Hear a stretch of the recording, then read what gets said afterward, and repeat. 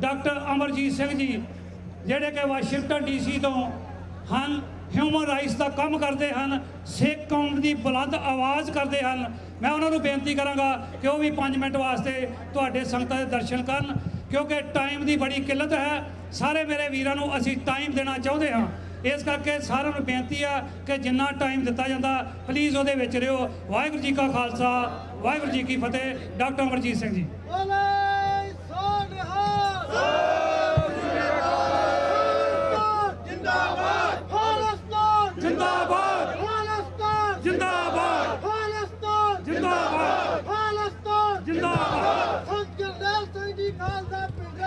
जिंदाबाद जरनैल सिंह जी खालसा पिंडा वाले जिंदाबाद। अकाल तख्त तो आई आवाज खालिस्तान खालिस्तान। अकाल तख्त तो आई आवाज खालिस्तान खालिस्तान। खालिस्तान जिंदाबाद खालिस्तान जिंदाबाद। बोले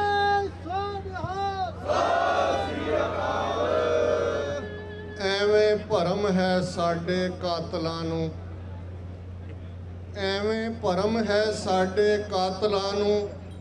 असीं होवांगे 2 ਜਾਂ 4 लोगों कतल कीतिਆਂ कदे भी मुकनी नहीं, इन्नी लम्मी है साडी कतार लोगों।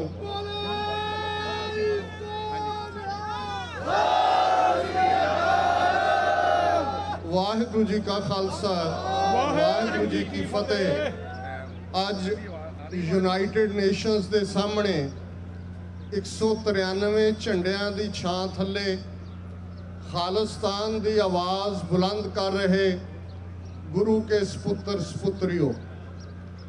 30 साल पहला भारत के हाकमां ने श्री अकाल तख्त साहिब ते 37 होर इतिहासक गुरुद्वारियां ते टैंकां तोपां नाल हमला करके ये भरम पालिया सी कि सिखां नूं सबक सिखा दिता गया है, ये हुण इतिहास दे विच गवाचणगे जां साडे हिंदू महासागर दे विच गर्क होणगे।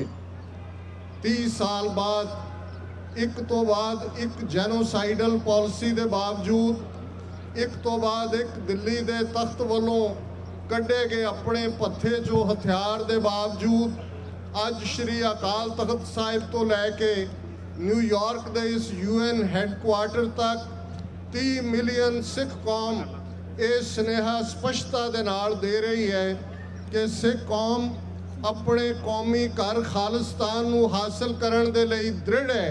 ते वो समा दूर नहीं जदों इत्थे 193 झंडियां दे नाल खालिस्तान दा झंडा भी झूलेगा।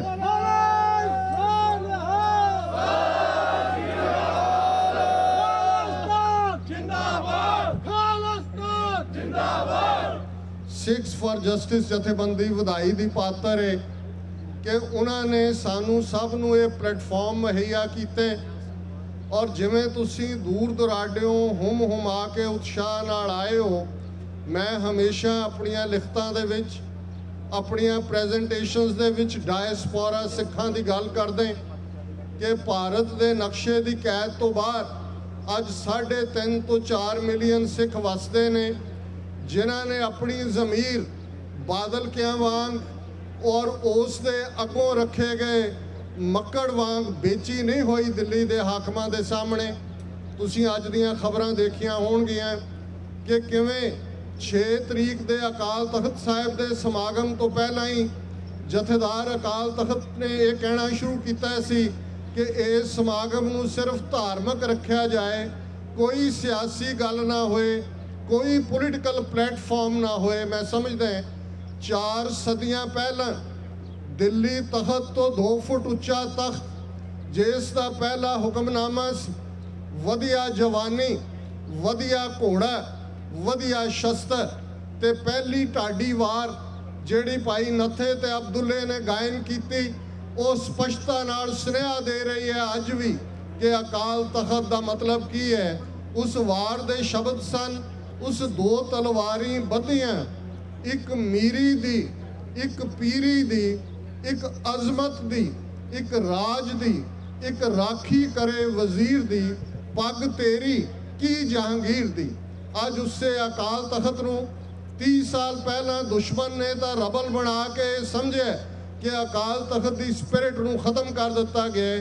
पर अज जिस तरीके नाल बादल एंड कंपनी नरेंद्र मोदी का रथवान बन के जिवें ईवन अकाल तख्त तो भी खालिस्तान की आवाज़ नूं कुचल देना चाहुंदे ने, चुप करवा देना चाहुंदे ने, ते जे कोई रेजिस्ट कर दे ते अज टास्क फोर्स के नां थले जिहड़ी मक्कड़ गुंडा फोर्स भर्ती की हुई है उन्होंने क्यों जिहा वर्तारा किया तुसी बहुत सारे चैनल ते वो देख रहे हो।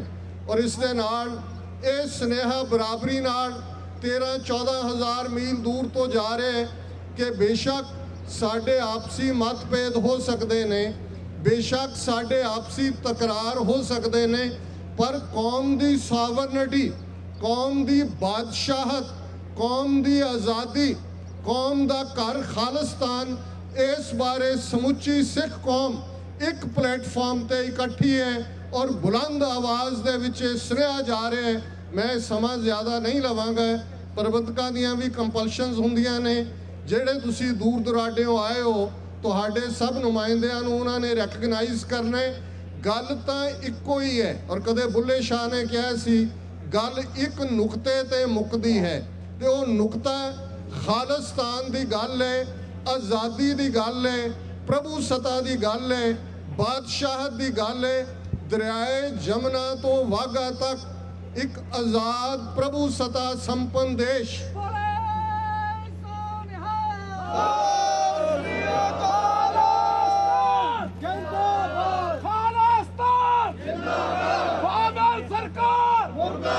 सरदार सिमरनजीत सिंह मान जिंदाबाद, सरदार सिमरनजीत सिंह मान जिंदाबाद, बादल सरकार जिंदाबाद, खालिस्तान जिंदाबाद। जिस देश की तामीर लई 1.5 लाख तो ज़्यादा खालसा पंथ के सपुत्र सपुत्रियां ने अपने शरीरों के टिकरे दिल्ली साम्राज के सिर ते भन्ने ने, ते 20वीं सदी के महान सिख शहीद संत जरनैल सिंह जी खालसा पिंडरांवालियां दे ये शब्द ने, खालसा जी शहीदां दे खून का हक लैणे।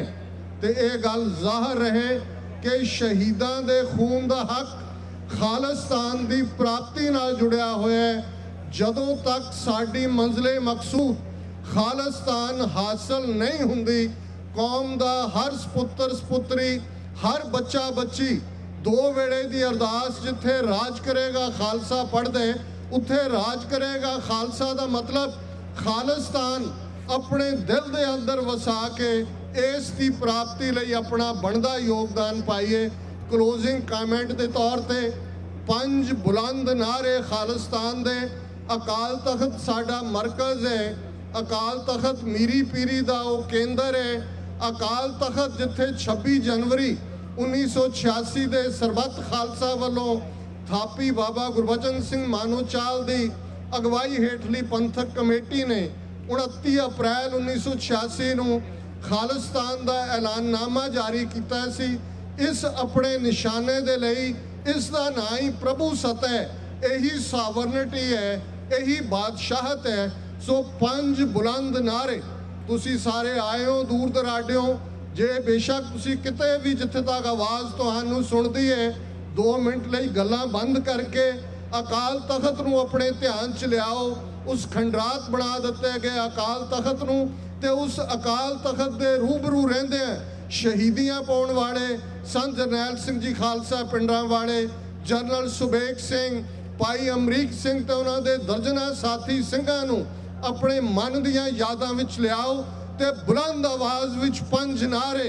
अकाल तख्त तो आई आवाज, खालिस्तान खालिस्तान खालिस्तान खालिस्तान। अकाल तख्त तो आई आवाज, खालिस्तान खालिस्तान। अकाल तख्त तो आई आवाज, खालिस्तान खालिस्तान खालिस्तान खालिस्तान। अकाल तख्त तो आई आवाज, खालिस्तान खालिस्तान। अकाल तख्त तो आई आवाज, खालिस्तान खालिस्तान। वाहिगुरु जी का खालसा, वाहिगुरु जी की फतेह।